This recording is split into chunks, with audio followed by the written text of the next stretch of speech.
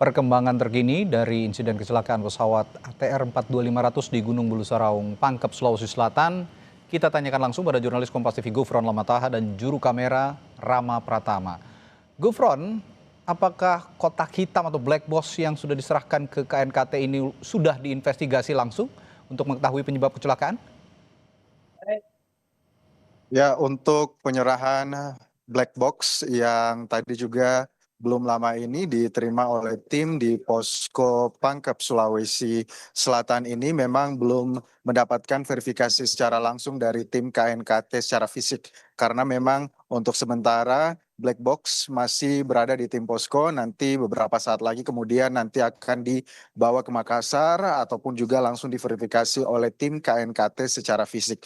Walaupun memang untuk dokumentasi video ataupun juga foto ini telah diterima oleh tim KNKT dari tim Basarnas yang ada di posko gabungan Pangkep ini.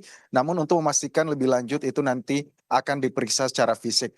Tapi sebelum itu juga memang tim SAR dan juga tim gabungan yang berada di posko Pangkep ini telah dibekali pengetahuan tentang posisi, kemudian ciri-ciri dan juga bentuk dari black box ini. Sehingga tadi pada saat konferensi pers yang berada di posko Pangkep ini diduga kuat ini merupakan black box, walaupun nanti kita masih sama-sama nanti menunggu konfirmasi terakhir dari KNKT. Untuk mendapatkan black box yang memang baru saja tiba sore tadi di posko Pangkep ini memang tidak mudah, saudara, karena memang tim yang harus berada di posko ataupun juga di pos pendakian di Gunung Bulu Saraung ini harus sebelumnya menginap semalam karena memang harus menunggu cuaca membaik di pagi hari di atas gunung, kemudian melakukan pencarian, walaupun titik untuk mendapatkan ekor pesawat tempat diduga adanya black box ini sudah diketahui beberapa hari lalu,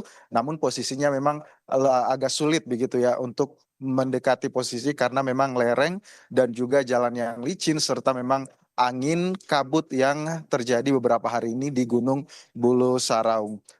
Temuan kotak hitam ini juga nanti akan dibawa kemudian diklarifikasi oleh KNKT, dianalisa apa yang menjadi data recorder selama percakapan antara pilot dan juga co-pilot selama perjalanan ataupun juga penerbangan dari Yogyakarta ke Makassar, dan juga dari situlah nanti kita akan sama-sama mengetahui apa kiranya penyebab terjadi kecelakaan pesawat ATR 42500. Selain temuan black box tadi juga pada saat press conference ini juga ditemukan beberapa dokumen milik korban, salah satunya milik Farhan yang merupakan co-pilot dari pesawat ATR 42500. Terus kemudian juga ada beberapa paspor, kemudian juga ada laptop yang justru ini masih berfungsi pada saat konferensi pers tadi. Laptopnya masih menyala dan juga masih berfungsi dengan baik. Kemudian juga untuk jenazah ataupun juga pencarian evakuasi yang dilakukan oleh tim SAR ini, sejauh ini sudah ada 2 korban yang telah ditemukan. Korban kedua berjenis kelamin perempuan ini terakhir telah dikonfirmasi merupakan penumpang atas nama Florencia Wibisono. Kembali ke Anda. Ini tadi Anda mengatakan sudah ada 2 korban yang sejauh ini sudah ditemukan oleh tim SAR begitu ya. Tapi sejauh ini masih ada 8 korban lain yang mana keluarga dan kerabat mereka masih menanti kabar dari 8 korban jatuhnya pesawat ATR 42500 ini. Pertanyaan saya, bagaimana tim gabungan mengerahkan strateginya dan apa strategi yang sudah dikembangkan untuk terus mencari ke 8 korban yang masih belum ditemukan ini, Gufron?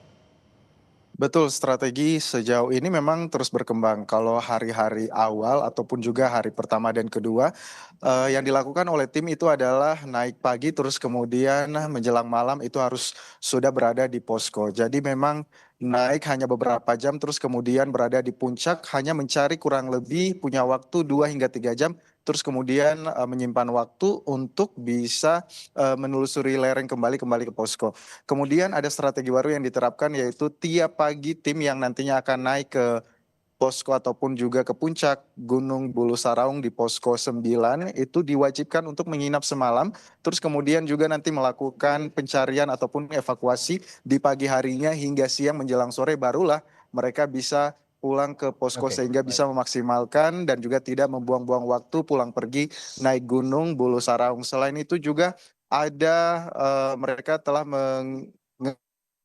drone thermal jika nanti memang cuaca membaik selama melakukan pencarian dan juga evakuasi seperti itu. Karena memang drone thermal ini diharapkan bisa mengidentifikasi tanda-tanda kehidupan di Gunung Bulsarau. Kembali ke Anda. Oke, tadi ada strategi baru soal pergantian shift ya, atau penambahan shift tadi untuk pencarian korban dan juga drone thermal yang dikerahkan untuk mencari kemungkinan korban yang mungkin saja masih dalam keadaan hidup.